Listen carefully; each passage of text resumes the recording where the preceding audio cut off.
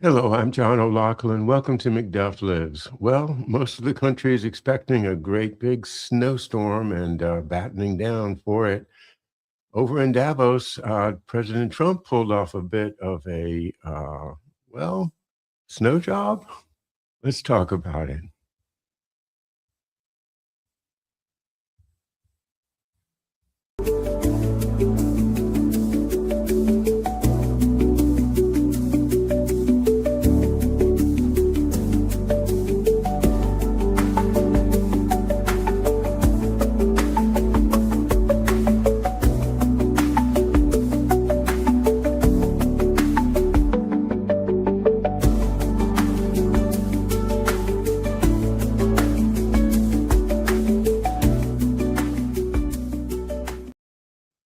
All right, Marcia Keith, welcome back to McDuff Lives on our Friday live chat. Good morning. Thank you for having me, as always, on Fridays. It's good to be here with you and with everybody in the chat room and everybody not chatting, just watching. Thank you for joining us. Yes, it's great to have some people that I hadn't seen in a while joining in the chat room. I'm very happy to see folks that followed me back before my first channel got struck, and it goes back a long ways now. So it's a great community. The Ospreys, we call it. That's right. Always nice to have old friends with us. Yep, Screaming Ospreys. The Screaming Ospreys, indeed. Well, the Ospreys are down in South America, or at least the Caribbean, enjoying the weather down there, and maybe they're sort of watching what's going on. Sipping a cool drink. That's right. A fish-flavored pina colada. Yes, yes. Well, speaking of fantasies, Ooh, that's a nice segue. the idea of the United States suddenly owning Greenland became the biggest thing in the news for what, a whole week? Yeah, I suppose so. Maybe not quite a week. And although it's been around since he was elected.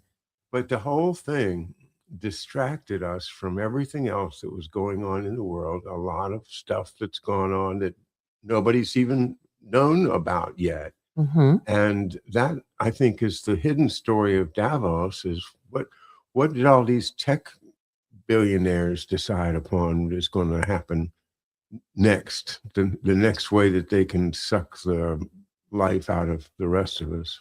Good point. Good point. Exactly. What else happened in Davos besides Greenland? Because everything that I saw was just about Greenland or, powerful men sniping at each other on social media. Yes, yes. And it's such a fascinating time to be alive when we have this. I mean, from my point of view, okay, I've been studying this for a while from the point of view of there is a deep state, or I really prefer to call it the empire, the empire that owns most of everything already and just trying to control the rest of us. That dark picture. Trump looks like a knight in shining armor charging up against it, with his lance and on his charger. And the way that he manages to do this is amazing. It's mystical. It's like all the powers that were behind Biden, all the powers behind Obama and Clinton and on, all of that big monolithic control bureaucracy, he's fighting against it. Mm-hmm. And for all the other reasons that I can't stand him, I still have to say bravo for fighting against it. Not only that, I think that he has managed to take a unique to him approach. I know maybe that's redundant. Anyway, because I think that all of his predecessors have had to behave in a stately manner, speak in a stately manner, have a certain level of dignity. And I think that one of Trump's great strengths is this willingness to be a bit of a buffoon, because it gives him the opportunity to make outrageous statements and use them as negotiating tactics. He knows very well what he's doing. And he says these outrageous things, and people laugh at him, but it works. It absolutely works. And I think in the past, there have been candidates who behaved outrageously, and it got them in trouble, and it got them discredited. But somehow, and maybe it has to do with money and power, when he first ran back in 2016, and he would say these outrageously ridiculous things like, everybody loves me. It doesn't matter what I do. They love me. And I could stand on the street and shoot somebody and they'd still love me. When he would say things like that, it only got him more attention. And he has really managed to use it to his advantage. I think he is and I think he's very shrewd, very, very shrewd. And he has not, okay, I'm going to say something truly outrageous. And this comes from somebody from a radio background, me.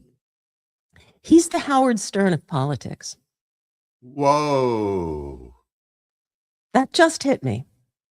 Howard Stern broke all the rules back in the 80s when he became a household name around the country, because he's only on in New York City, yet somehow or another, everybody knew who Howard Stern was. And then he got syndicated and more people started listening to him, and everybody knew who Howard Stern was. And he was so different because he would say and do these outrageous things. He would break every rule in radio. And at the time I was working in radio, and we were all going, whoa, what is this person doing? And it worked for him. It got him where he is today. And I think in a lot of ways, that's Trump. He's not following anybody else's rules. He's doing it, dare I say, his way. Wow, that was really interesting and well said. Thank you. I think Trump, so many people think he's not very bright, that he's in mental decline, and, that he's, famous people like Jeffrey Sachs, this pundit that's everywhere saying Trump is, he's kind of a egomaniac in just about calls him almost something between senile and crazy. And I don't know if Jeffrey Sachs really thinks that way, or does he have inside information? Does he really know this? Or is he just blinded by his view of the world, which, I will say I think he is, because I watch Jeffrey Sachs from time to time, and this is somebody who, has a long history of participation in politics in geopolitics and diplomacy. Yeah. So he is in favor of the Sustainable Development Plan. So this makes him an ally of Klaus Schwab, and this is crazy. But at the same time, he's a very strong critic of empire, and the U.S. empire in particular. So I think that his bias is driving the way he evaluates Trump's competence. Yeah, exactly. And I think a lot of people, they have, I always get it wrong, deranged Trump syndrome, DTS. TDS. Why do I do that? Because you are not infected. Maybe that's it. But yeah, so that everything Trump does, they're going to immediately assume it's stupid, it's wrong. He's a buffoon. He's an idiot. He doesn't know what he's talking about. He's orange man bad. And they cannot see, they refuse to see that this guy is very, very cunning. And if I can just add, his shrewdness often works to our advantage because he is trying to make the United States the strongest power on the globe. Unquestionably. He's got to be number one. He's got to be the biggest, the toughest, the meanest, the baddest, the whateverest. And there is benefit to us for that. You know, I'm tempted to launch into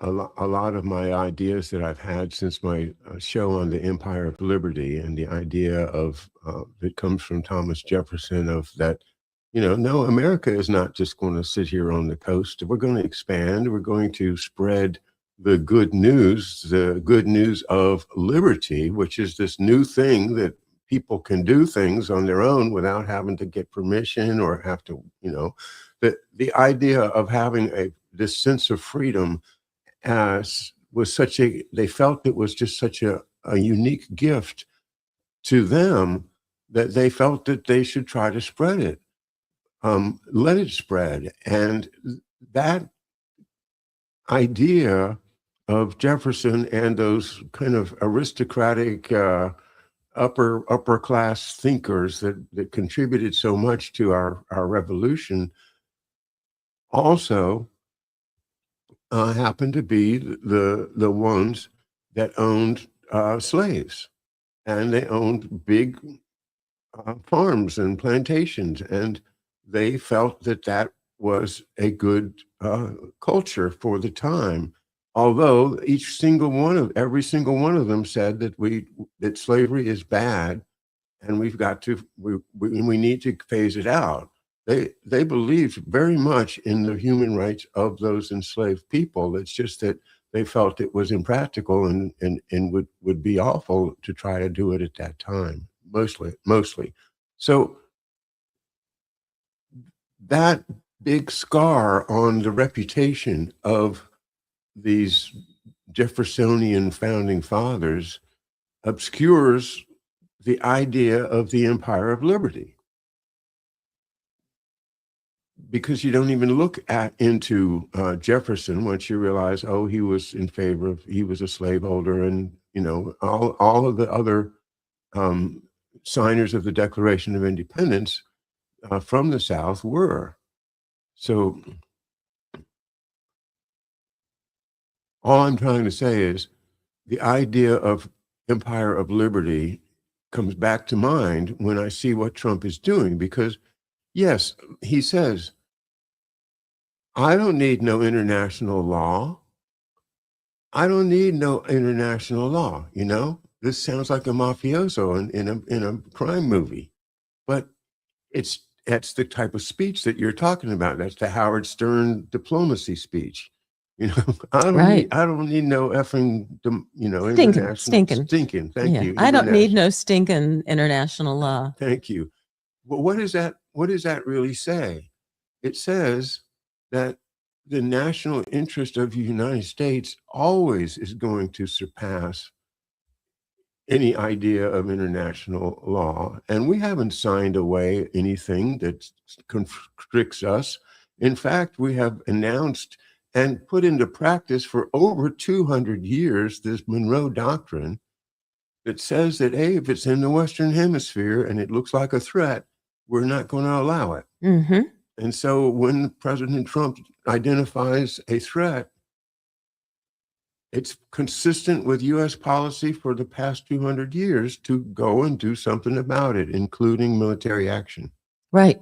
So unless the Congress wants to say no, there isn't really any restriction on Trump's ability to talk like this, other than the War Powers Resolution, which, you know, hopefully we'll put some brakes on if he does something really crazy. But what he's doing is, in fact, something that gives me the hope that here's the deal I want. Okay, I'm going to tell you my deal. I want an empire of liberty in which all of us get the rights guaranteed by the U.S. Constitution, no matter where you live. You can be part of the empire of liberty in any place in the world. Every individual has the rights that are guaranteed by the Constitution, and the courts are going to enforce those rights over everything else. There's not going to be surveillance of citizens. Citizens will not be surveilled. There will be strict laws against it, and the law will be governed by the local sheriff. And the highest law in the county is going to be the sheriff, and not some federal, FBI police that's sneaking around taking pictures or trying to catch Right. criminals. Yeah. I want one basic law enforcement agency in my jurisdiction, and I want the rest of them out, and I want to stop all this espionage that's going on all over the place. I said, let's stop enabling all the spooks, all the spying. If we say we're not going to spy on those other countries anymore, that's an assertion of, hey, you know what? We're strong. We don't have to worry about what you guys are doing. We got our plans. We're going to take care of ourselves. We are a sovereign country, so don't worry about us. And we won't worry about you because, if push comes to shove, we do have the upper hand, and I hope you know it. So you go do you, and we're going to do us, and we're going to set our citizens free from all this crazy surveillance, and trust in the human side of the citizens that Jefferson was so confident in.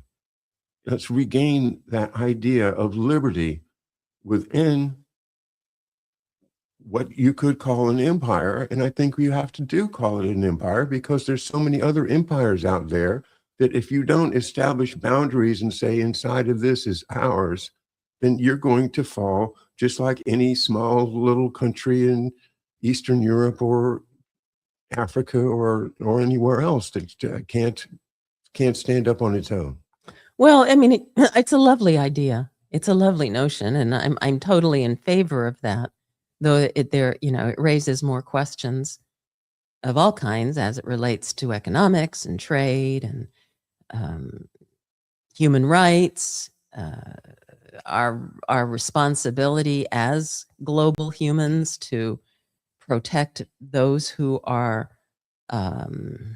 being abused and who are not given the opportunity to enjoy liberty.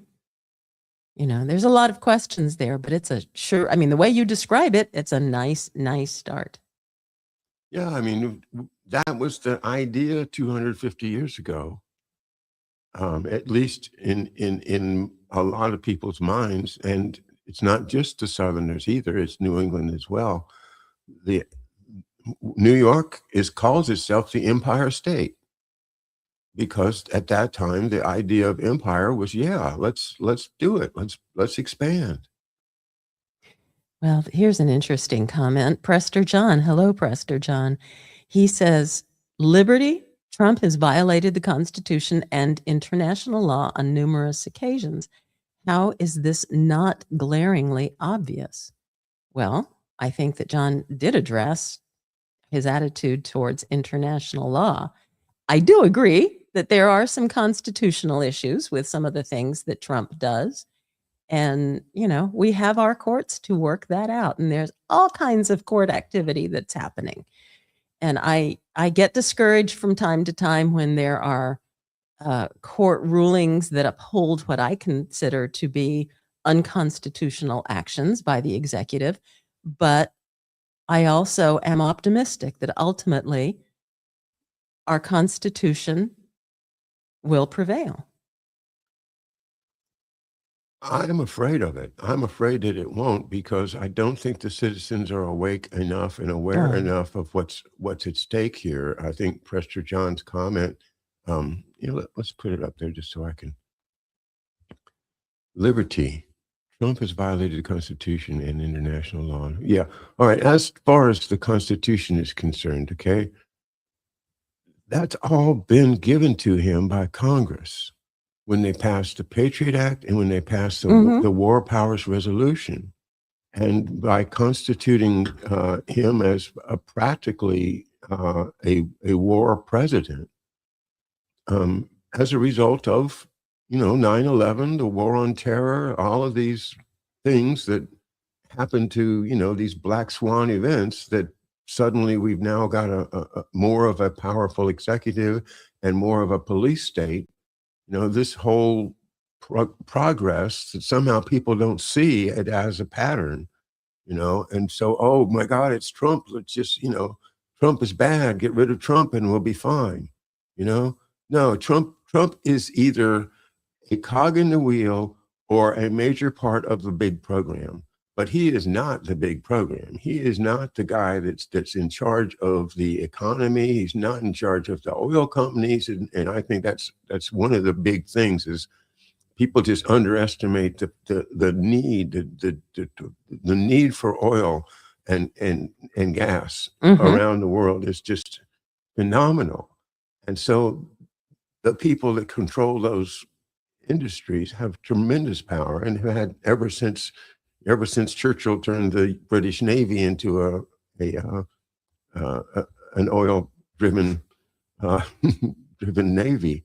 So all of that power that exists, no matter who is the president, no matter who, this is the big deep state problem that we have. Yes. And so I think when we look at Trump and say, well, he did something that's unconstitutional, you could argue it, you could maybe even get it to the Supreme Court, but I don't think that without Congress stepping up, that there's going to be any changes. It is Congress that's supposed to say, this is what the law is. This is where the boundaries are. I don't know. I think Congress makes the laws, but the courts interpret the laws. That's so true. I think it's up to the courts to say what the boundaries are. No. Well, ultimately, yes, but it's Congress that initiates what the law is. Right. So if I pass a law that says the president cannot send military force across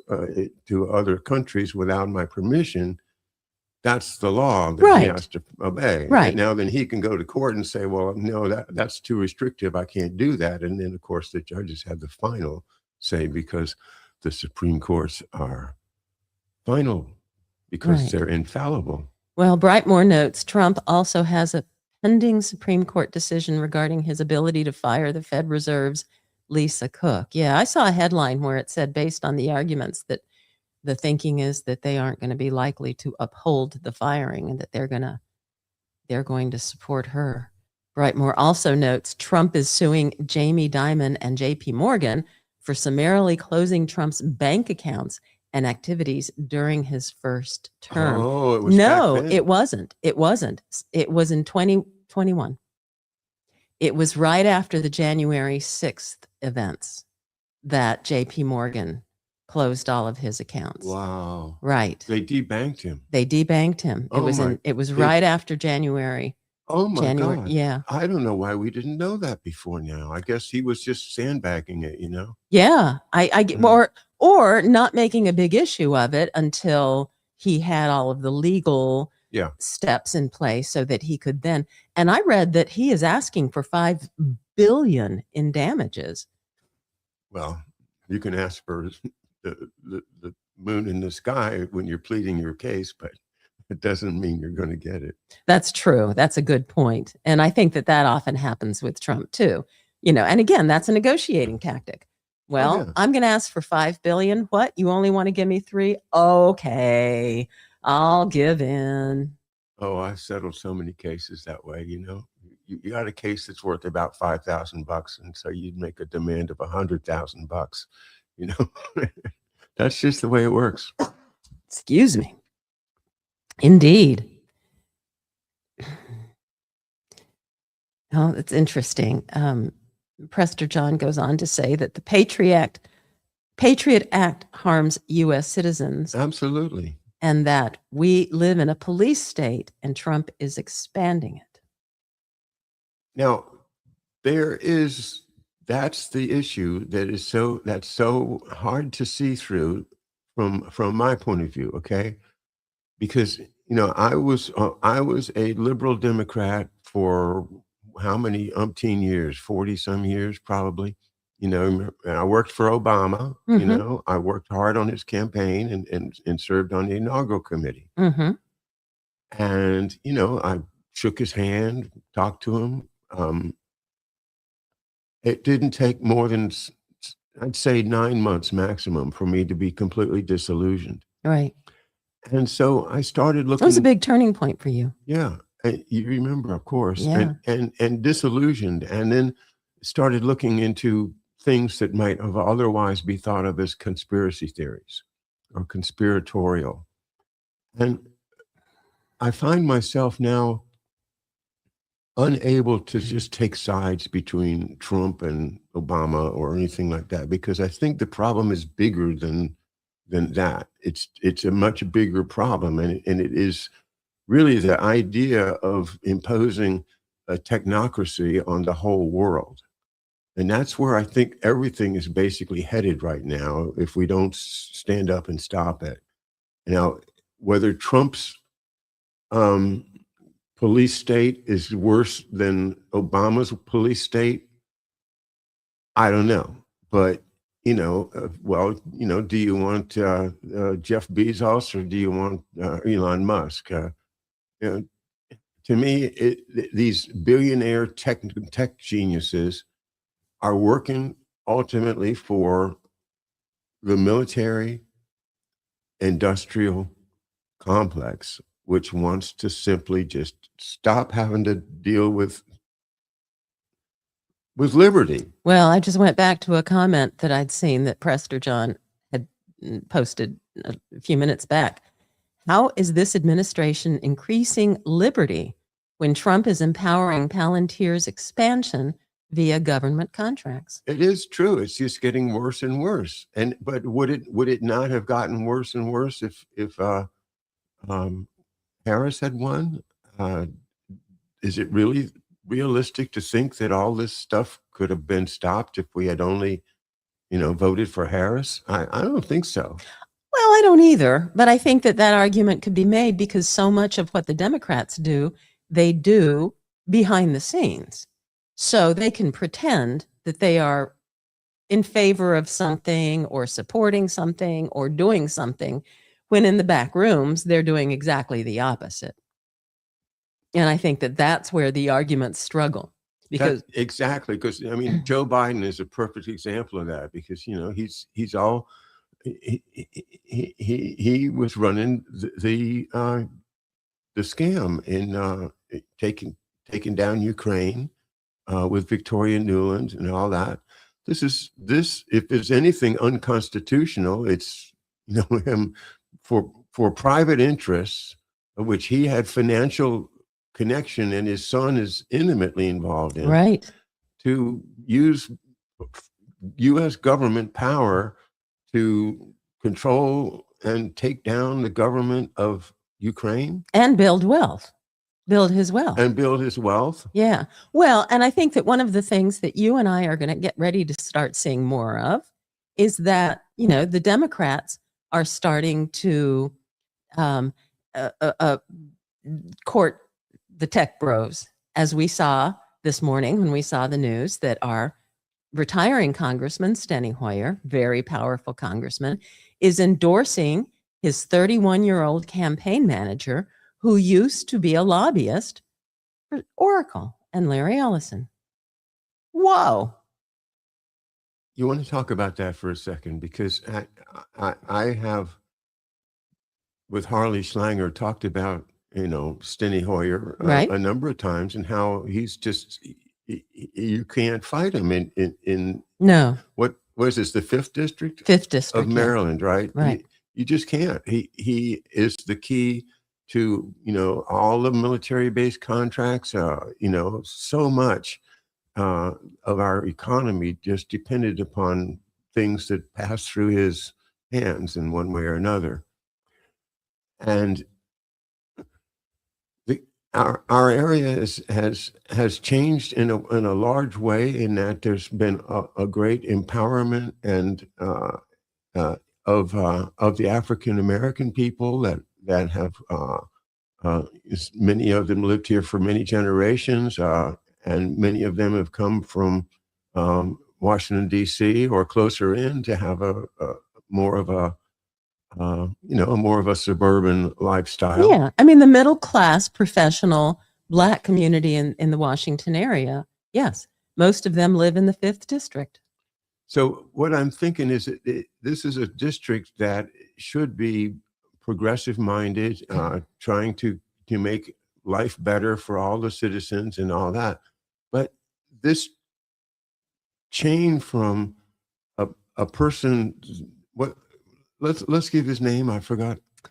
Adrian Boafo, Boafo. So I don't know if I'm saying it correctly, but this young Adrian Boafo, do you have his bio right in front of you? I don't. No. I have the article in front of me. I mean the article? Yeah. Yeah, it just gives a little bit of text about his background. Boafo, a member of the Maryland House of Delegates representing Prince George's County, joined a crowded Democratic primary to succeed Hoyer in Maryland's 5th Congressional District. In addition to working on Hoyer's campaign, Boafo previously served on the Bowie City Council. Bowie is a small community in Prince George's County, and worked as a lobbyist for Oracle, the software behemoth co-founded by billionaire Larry Ellison. And further into the article, it says that his parents came from Ghana, but he is educated here and born and educated here. Yeah, born and educated here. Sorry, and has a BA and an Master of MBA. So he's clearly a business student who somehow gets connected to Oracle, and from Larry Ellison's Oracle gets fed into the Steny Hoyer staff. And, why Steny Hoyer? Well, because of the reasons that I just stated. Exactly. And he has that power nationally as well as in Maryland. So he's a huge, huge contact. So that setting him up like that, it's hard for me not to think that he's been set up to rise up. Absolutely. But he has been embraced by the Hoyer machine, and is absolutely getting his path paved for him to leadership and powerful leadership in federal government. And you said he was born in Arlington, Virginia? Arlington, Virginia, yes. So his ties to the 5th District of Maryland are minimal. Well, I don't know how long he's lived in Bowie. He did go to college at the University of Maryland, Baltimore. So, he's had some ties in Maryland for a while, and who knows, he was born there. His parents might have moved to Prince George's County. Yeah. Prince George's County has a significant African, not just African American, but actually African population, people who have immigrated from Ghana and Nigeria. And in fact, I had two coworkers who were Nigerian, who lived in Prince George's County. And this is an interesting comment here. Brightmore says, unmanned aircraft systems, or uncrewed aerial vehicle programs, have now become popular areas of study in universities. How long before rainbow drones? And the reason it's interesting is because the Maryland 5th District includes the Patuxent Naval Air Station and St. Inigo's, where that's what they work on, is UAVs. They actually have a branch now of the University of Maryland, and they have a whole UAV program there. And that's all part of the 5th District. So it's an interesting tie-in. It sure is. So that bringing up the protege, imagine that says groomed. That's a kind of a darker way to put it, but people like the young, the young American, the young World Economic Forum people, the Young Leaders Program of Mm-hmm. Klaus Schwab. I mean, this is what it sounds like. Indeed. But at the same time, you know, you're never going to forget the people that raised you up in the first place, that gave you these opportunities, that believed in you, that said, yes, you can do it. Well, you know, in her first book, Michelle Obama talks about all of what Biden did for Barack Obama and how Biden took Barack Obama under his wing and gave him a national platform. And that, again, paved the way. And she might have even used words like that, paved the way for Obama's political career. So it to me seems very obvious that this is an ongoing activity with you know, these lifetime politicians who are finding their successors. Yeah, when you think of when Biden has just been in my mind ever since I saw a clip of him maybe 3 or 4 weeks ago at a much younger stage, with dark hair, still balding but darker. Anyway, the question was, you know, is there pay to play in politics? And he says, well, you know, if somebody makes a big campaign contribution to me, they're going to want something in return, and I think you have to just acknowledge that's part of politics. And you know, he's obviously, you know, been the beneficiary of Absolutely, of that of course. That kind of you don't get to be president of the United States without that. Yeah. So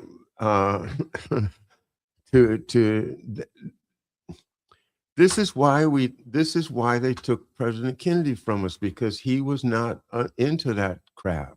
You know, and I've got to add, not only is it the campaign contributions from the private corporations and, of course, the PACs that they support, but there's actually a type of PAC where elected officials can donate to each other's campaigns. So that's all part of the deal making in Congress.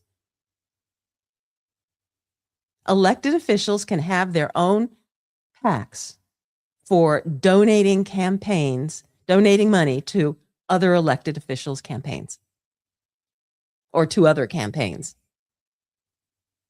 So if I'm rich and I want to give you, you know, the maximum, and then I've maxed out, but I want to give you some more money because I've got another idea for a nice project you'd be interested in, then I can give it to your campaign fund for your allies. Well, you can, yes, or you can just use your PAC, or you can give it to a nonprofit. If you want to stay anonymous, you can give it to a nonprofit, and then the nonprofit can make the donation to the PAC, and then you become anonymous. But no, the congressperson or the elected official has his or her own pool of money in a PAC that then, when we're in the cloakroom talking about, okay, if you'll vote for my legislation here, then I'll do this thing for you. Sometimes that thing that I'll do for you is give money to your campaign, because I can do that with my congressional PAC. Okay. Whoa. I want to post this before. But that's not pay to play, though, is it? Sure it is. Sure it is. Brightmore says Oracle and 2 other Yehudi companies just bought an American version of TikTok that will be safer for us and not so safe for anti-Israel commenters. I didn't realize it was Oracle. That was, of course it is. Yeah, with this TikTok thing too. So, you know, because Larry Ellison just bought a bunch of other media outlets. So also controlling the messaging. That is so creepy to me. I wish that we could have American media controlled by Americans on behalf of Americans. Ooh, here's another great example. Imagine that, says Klaus Schwab, groomed by Kissinger at Harvard. Oh, yeah. There you go. Yeah, he's part of that whole special studies project that produced the book Prospect for America, which was the subject of my Minefields number 299, which I did this past Monday. So that connects very directly, because this is what I'm saying. Globalism is Kissinger's project. Kissinger was the project manager of globalism. And now is Trump. Maybe the father of globalism. Well, he was groomed, and so he is in a sense the person who carries out the mission to globalize everything. And if you read that Prospect for America and compare what they were planning with what we have right now, as I did in that show, it's really breathtaking to think, that's what's going on. It's the playing out of the Prospect for America, and now globalization to take over the world. Well, one of the things that jumped out to me when you were reading that article is the whole notion of divide and conquer. This bifurcation once again, and I've ranted about bifurcation many times, but if you divide by two, then you're going to get, it makes it so easy. You're going to get two camps, for or against, pro, con, up, down, left, right, red, blue, in, out, whatever. But then it's so easy because you have the good guys and the bad guys, and you get to define, what do the good guys look like to the bad guys, and what do the bad guys look like to the good guys? And then you don't have to worry about complexity and shades of gray. You can just put it in all of these simple terms that then allow you to control the public. And that was exactly what was talked about in that article when it came to the Cold War. We had our democracy, and then this threat of communism and the Red Scare and all of these things that you and I grew up with, growing up with the Cold War. And it divided us by two. And it was the start of that effort to just control the public.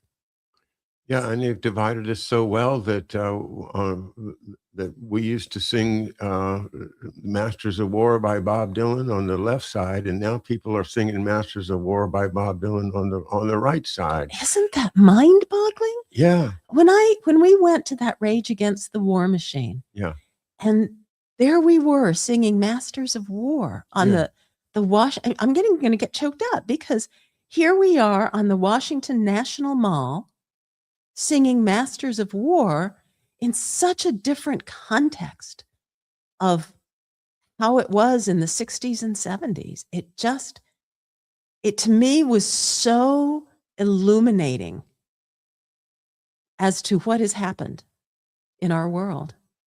And that's the military industrial complex, is what that song is all about. So I wanted to close or to complete the thought about Greenland and the snow job that I think Trump pulled off, because although he threatened to violate international law and threatened to act like an emperor from like Genghis Khan or whatever, an invading conqueror, right? That he never did actually do it. And I remember at a press conference where somebody asked him, "Well, are you still threatening to invade?" And he said, "Wait a minute! I never said that. I never said I was threatening to invade. You said I was threatening to invade." Well, you see, what he's done is he's planted the idea that he was threatening to invade to get a whole lot of people, to watch, just to be fascinated with the story and shocked, and oh, we can't possibly just invade a foreign country. That would be beyond the limits of America. But he was bluffing. He was bluffing the whole time. Yeah. And so then Denmark comes up with a deal that he brokered through NATO. And do you still have that article around that you could kind of summarize what he got? Because I think what he got was just about everything that you could want without having to take on the responsibility for, the national, like the rest of Greenland. Because what he's going to have is, you can have military bases, and they can do mineral extraction. and a bunch of other goodies. What was it? I'm trying to find it in the article. I do have the article here. Um, uh, points Points under negotiation include greater American access to military bases and mineral extraction in Greenland, European operations in the Arctic, and oversight over investments to prevent Russia or China from gaining a foothold, according to two European officials who spoke on the condition of anonymity to discuss sensitive diplomacy. See, I think that's a fantastic deal. Yeah, I mean, and didn't cost us a dime. and the bit I've studied of what's going on in the future for the Arctic trade routes is that it is the old Northwest Passage that goes between Greenland and Canada. That's where most of the traffic is going to go. And so by having military bases along the edge of Greenland there, you can control who goes through. Exactly. And they're saying that as the Arctic ice melts, it becomes much more passable. And there's actually two possible routes. So there would come a time when China would find it to their benefit to start using that route instead of going on, so it'd be shorter. And of course, Russia would have, instant increase in their Arctic, but they've already got so much that they were willing to say, go ahead to Trump. They said, you can do that. So what he did with Europe was basically held a big stick, just like Teddy Roosevelt said, walk softly, but carry a big stick. Yep. And that's what he's been doing. So I was pretty amazed at the outcome, because the ability to protect that trade route is probably the most interest, the interest behind Trump's investors, like Goldman Sachs, for instance, or the Kushner, all of the money that sits behind the transportation system, the world transport system. He's now got control over what's going to be one of the most important trade routes in history. And, as Prester John says, those mineral contracts in Greenland are going to U.S. billionaires, not U.S. citizens. Yes, that is true. Same with the transportation opportunities and the money to be made from that. That's a fact, yes. Yeah. But it is the outcome he wanted. And that's the point, I think, that we're talking about here, is that he went to Davos with all of this bluster and everybody laughed at him, and it was a bluff, and he got exactly what he wanted with no cost to us.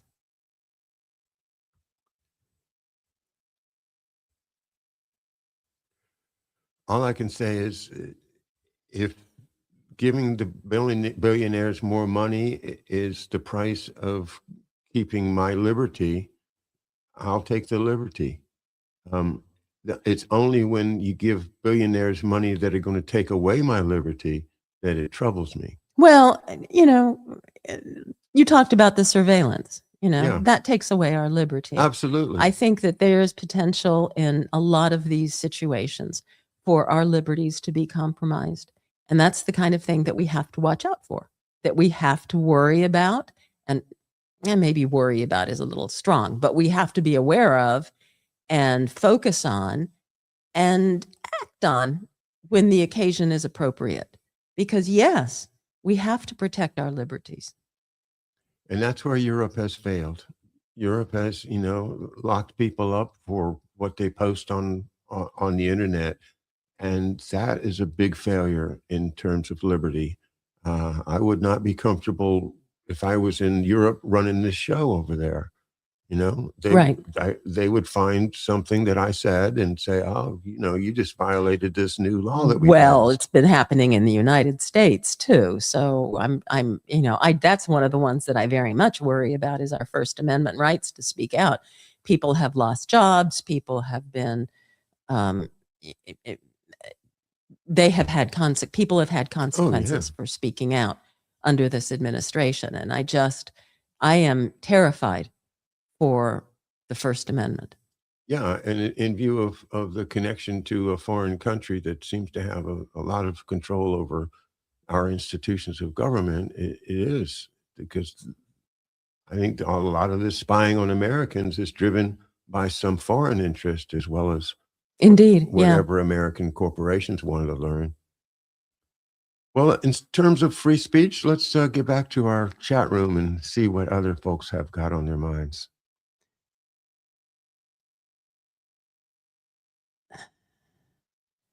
Well, take a look.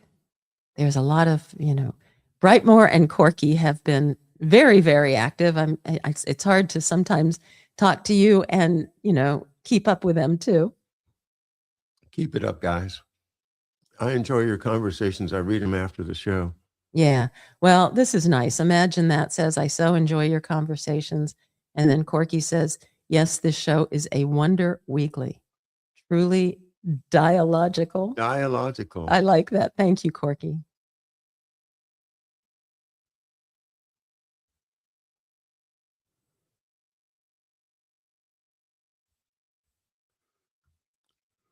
Well, I wonder if everybody's ready for the big snow and ice storm that's coming. Are you guys ready? I think we're good. We've stocked up enough for a week or so, I would say.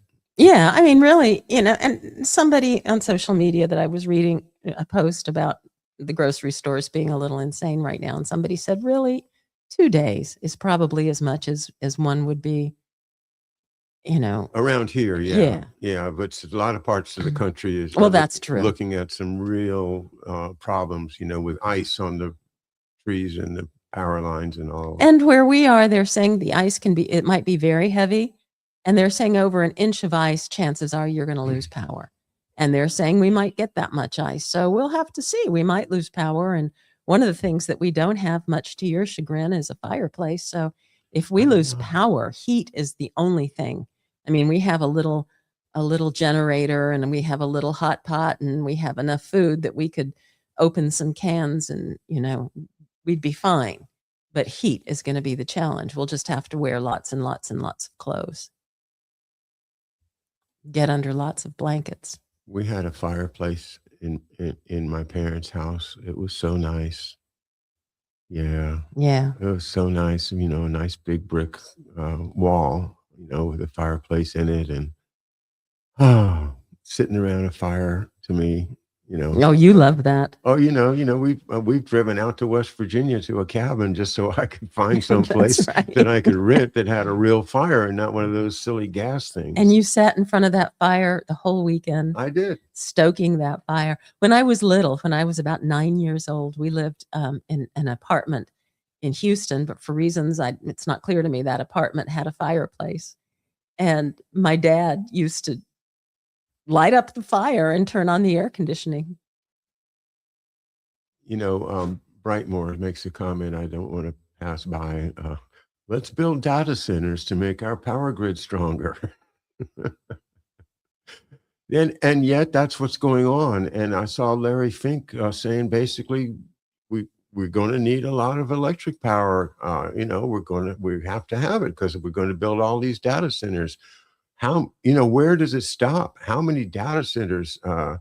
They've got a lot already, and the using of our energy and using of our water, and we're going to let them do it. That's them taking over. Well, stop using AI. I only ask Grok a couple of questions a day. I mean, I'm not hooked on Grok. Believe me, I can quit anytime. Because that's why it has become, or so we're told. I'm always skeptical about what we are told, but we are told that it's AI that is taking up all of this need for, or creating this need for, these huge, huge data centers. Yeah. And okay, I'd rather not have AI. We don't need it. Let's be intelligent ourselves. It all comes from the military, though. I mean, this is why Palantir exists, because the military, DARPA, they want this. So until we as a country are willing to say, you know what? We don't need this elaborate spy technology because we're strong and we're Americans and, we believe in liberty. So, you know, we don't need that stuff. Um, until we can do that, we're going to be stuck with it because every country in the world is doing it, that can do it. And, the people being people, we've fallen into the trap of existing in social media to the extent that it does affect our thinking. It Yes. absolutely can frame, our opinions on things and divide us, as you were saying earlier, into, yeah, I mean, personally, I've suffered a lot of losses because of what I've said on social media. Indeed. Indeed.